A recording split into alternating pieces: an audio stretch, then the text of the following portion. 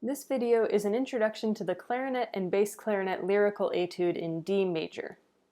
The main things that we're going to talk about in this video are rhythm and ornamentation. For rhythm, the double dot and 30-second notes.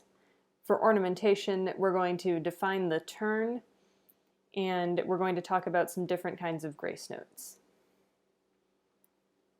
Most of the rhythms in this etude are familiar and relatively easy to count, but one that we don't see too often is the double dotted quarter note followed by 30-second notes. So let's start there. You'll remember that when you add a dot to a note, it adds half the note value. So a dotted quarter note is worth the same as a quarter note tied to an eighth note. Similarly, the double dot adds half plus half of half, or a quarter of the note value, which means that a double dotted quarter note is worth the same as a quarter note tied to an eighth note tied to a 16th note.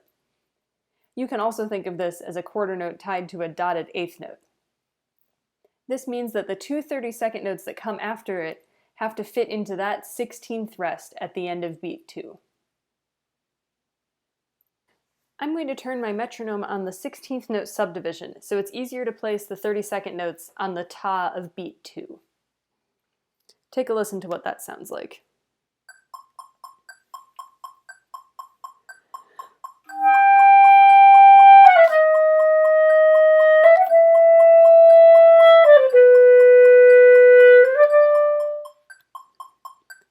And here it is again.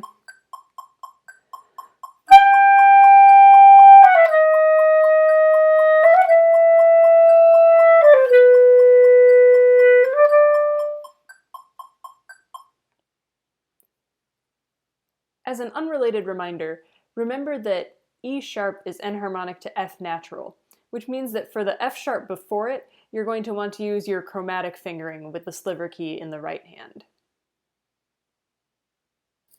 One of the challenges of this double dot 30-second note rhythm is transitioning to the 16th notes afterward. While having the subdivision on your metronome helps, what will also work is playing the subdivision yourself. Take a look. What I'm going to do is tongue 7/16 notes on the C sharp, which is worth the same as the original double dotted quarter note. Then that will force me to play the 30-second notes in time on the ta of beat 2, and will help me subdivide the 16th notes afterward. Here's what that sounds like.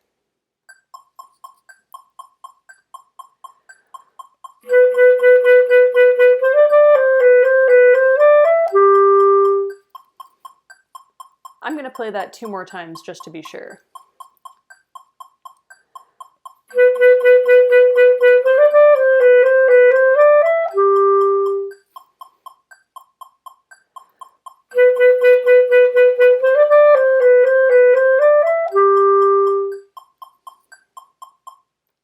Now, I'm going to go back to the original written rhythm, but it's important to keep feeling those 16th notes in your head after you stop playing them.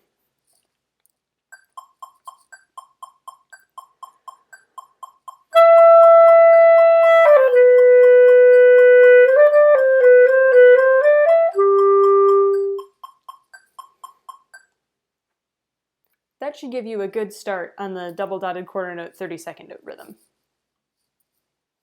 Now let's talk about some kinds of ornaments. We're going to start with the turn in measure 6.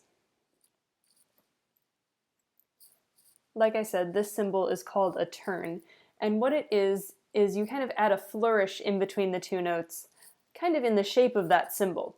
You're going to start on the principal note, then go up by a step, go back down, go down by a step, and end on the principal note again. Written out, it would look like this. Here's what that sounds like.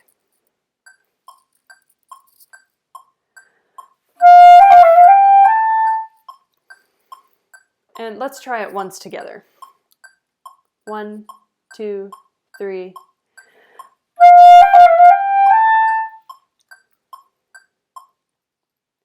The important thing is that the turn doesn't disturb the surface rhythm.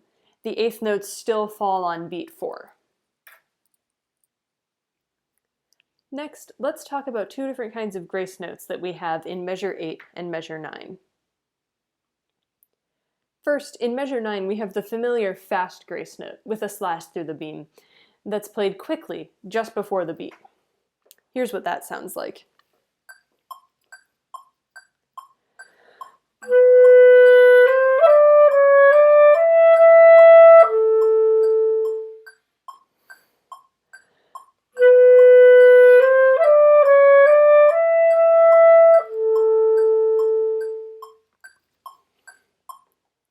It's important to balance letting the grace note be heard without putting too much weight on it. Now, the second kind of grace note are these slow grace notes that we have in measure 8. You'll notice that there's no slash through the beam. These are played in rhythm, actually by borrowing from the rhythm of the note that comes before it. So we could also write this measure like this. And here's what it would sound like.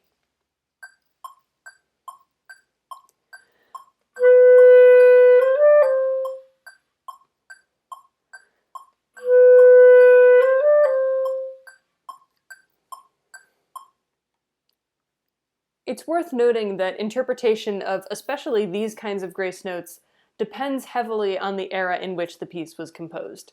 You could actually play the grace notes in this etude a little bit faster and it would be fine. This is just one interpretation. This should give you enough to make a good start on this etude. We'll keep working on it in class, and don't forget to reach out via Google Classroom if you have any questions.